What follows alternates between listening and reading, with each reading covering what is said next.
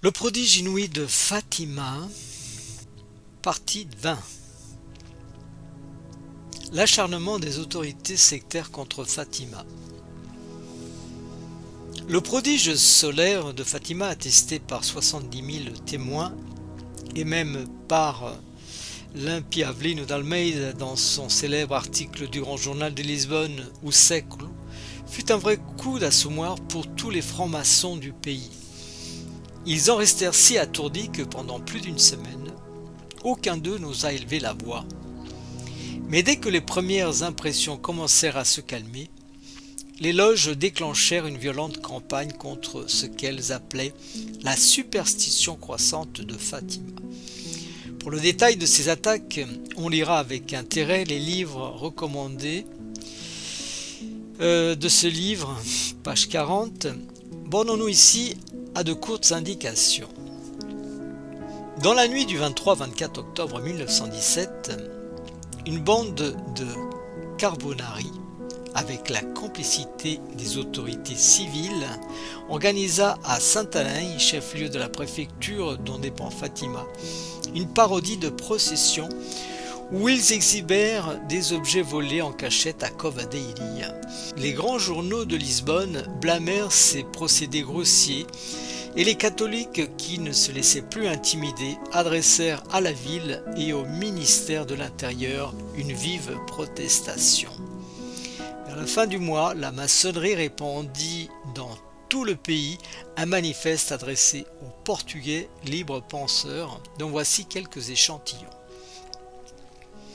Fatima est une honteuse comédie, une parade réactionnaire, une suggestion des masses. Les voilà qui inventent maintenant un miracle annoncé d'avance, et cela en plein XXe siècle.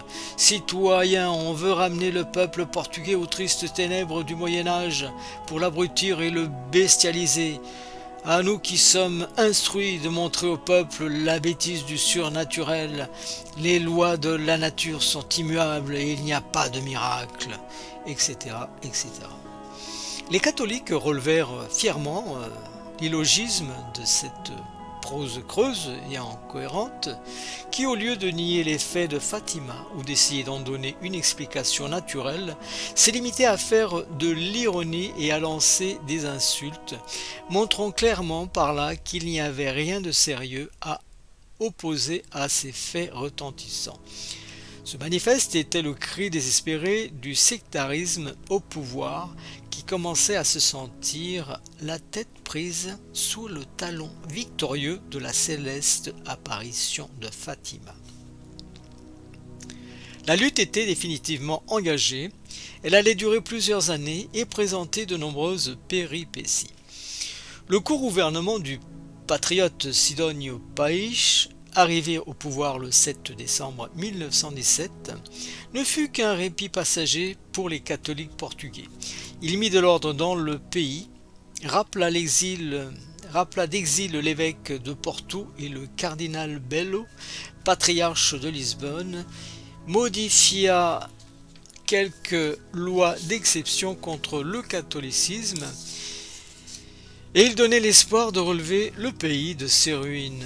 Mais Sidónio Paes fut assassiné par les Carbonari le 8 décembre 1918 et son œuvre de relèvement tomba avec lui.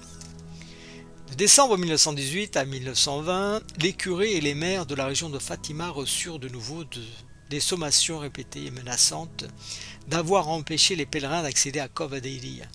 Le 13 mai 1920, anniversaire de la première apparition, le préfet obligea les maires à arrêter toutes les voitures se dirigeant vers Fatima.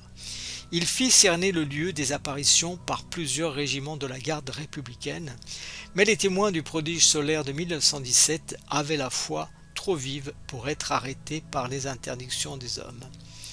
Avec une tenace obstination, ils vinrent à bout de tous les obstacles. Sur les routes barrées, ils descendaient de voitures et continuaient à pied. Et autour de Cova da Iria, la foule grandissante eut vite fait de forcer le cordon des soldats qui, écœurés eux-mêmes de l'odieux métier qui leur était imposé, se déclarèrent volontiers impuissants à retenir ces flots humains. À la fin, on vit même les soldats à l'épris avec les pèlerins. devant la petite chapelle des apparitions. Mais le zèle intolérant des sectaires ne désarmait pas. Les pèlerins pieux de Fatima continuèrent à être constamment tracassés par de continuelles défenses, amendes et arrestations. Dans la nuit du 6 mars 1922, on fit sauter à la dynamite la petite chapelle élevée par la piété des fidèles. Fait curieux que le peuple attribua à la protection du ciel, toutes les bombes firent explosion, excepté celle qui devait faire sauter le chêne vert des apparitions. La nouvelle de cet odieux attentat fit frémir le pays d'indignation et les protestations des catholiques se firent entendre jusqu'en plein Parlement. Sans oser approuver ouvertement l'attentat, le gouvernement menaça cependant d'employer des mesures sévères pour arrêter le mouvement réactionnaire de Fatima. En réponse à ces menaces, les fidèles lancèrent l'idée d'un pèlerinage de réparation. Le 13 octobre 1922, 10 000 pèlerins allèrent de l'église de Fatima en procession de réparation jusqu'à Kovadéili, à 3 km de distance, où ils assistèrent à une messe célébrée en plein air.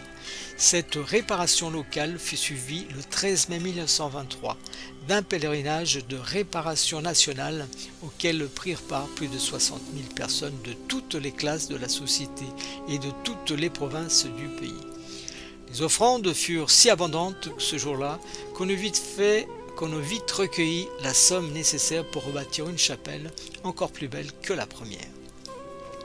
Le préfet de Saint-Alain voulut à tout prix empêcher ce pèlerinage qu'il appelait une parodie de toutes les forces réactionnaires du pays, et le sous-préfet d'Oreille jugea plus prudent de ne pas exécuter les ordres reçus de peur d'être débordé.